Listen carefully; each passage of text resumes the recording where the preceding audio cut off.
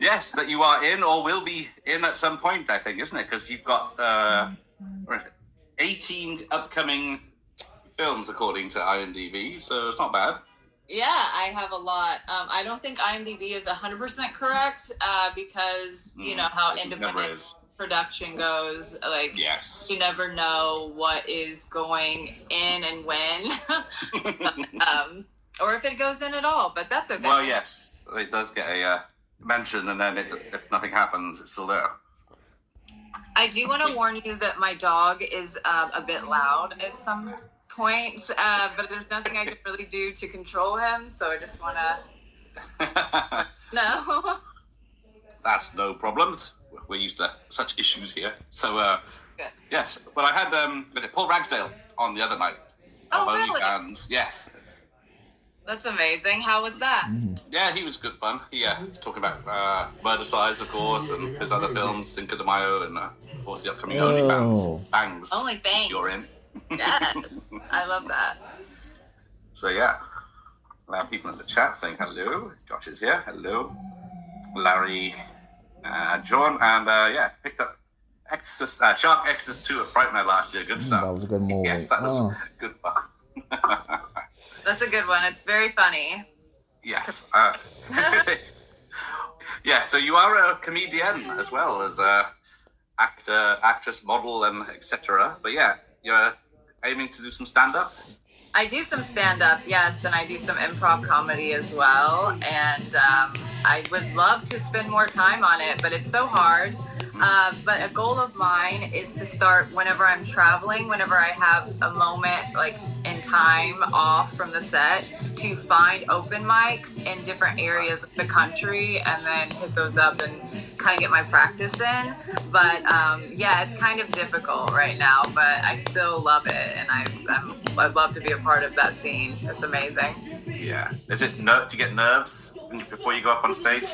Yes. Fine with it. Yes, it's very intimate to do a stand-up comedy because you're essentially like a one-person show. So if the crowd doesn't react as you want, there's a couple ways that you can kind of respond to that. You can either talk down like, oh, that wasn't good, that was a bad joke, or like some comedians have told me that they like to do that to acknowledge that it didn't go over well because it somehow gets them credibility. I don't like that. I just go on to the next joke. I just keep it rolling, but it is a really intimate experience. However, once you're up there and like after the initial shock wears off, it's a lot of fun. I love it. Excellent. Do you need a drink or two before you go up, or are you just safe to go up as you are? Well, when I first started, I was doing a couple of glasses of wine before I went up, but I stopped drinking this year as sort of like a just to see how it would help me in my day-to-day life. It was like it's an experiment. So I vowed to not drink this year at all, and so now I don't have that crutch, and it's honestly, I think it's better because I have more control about how I respond and like my eye contact and everything like that. It just seems less erratic and more on, so I actually like it better. Oh, good. Yeah, that's the healthier way, isn't it, really? Probably, but, there's nothing wrong with having a couple glasses of wine before going out. Yes. Well, they do say red wine is good for you in moderation as well, so... That's what they say. But yeah, Answer's got a question for you. What's your favorite horror movie? My favorite horror movie is... #Dancing with Danger. You said you were going to replace your brother as head of Sincara and turn his mining project over to us. He's giving you until midnight to Ju-on, the original Grudge, the Japanese horror version of it. I think I love anything that has to do with like ghosts, curses, demonic possessions, anything to do with Satan. So I guess my favorite genre is probably the supernatural genre of horror. But the first time I saw that, I was just absolutely terrified. It was the middle of the day when I was watching it, and I was scared to go to the bathroom by myself because I really thought that girl was just going to crawl out of like a sink or something. and get me. But yeah, I went through a little phase with Japanese horror. It's totally a different like approach to horror, and it's very much more me as opposed to slashers. And I enjoy slashers. I like to be in them, but it's not my favorite genre. Okay. Because I feel like they're sort of redundant a lot of times, unless, of course, you know, the filmmaker has like a unique approach to the slasher genre, and then in that case, I really do like it. But yeah, I would say Ju-on. Yeah, that one came out of nowhere when it first came out. I saw it late night TV or something. That was bad enough. Not speaking to that. Yeah, and I'm sure it was cut too, wasn't it? Probably, yeah, on special British TV back in the 90s. But yeah, it's Mr. Bones says yo, and Patrick's saying hello to you. Hello. But yeah, Japanese horror. It's sort of I don't know if the sequels how many sequels or prequels. I've seen some of them, but it's the original for me. I love the original. Yeah, because I don't think because The Grudge, isn't it, with Sarah Michelle Gellar was the remake, which wasn't bad. So it missed some of the things out.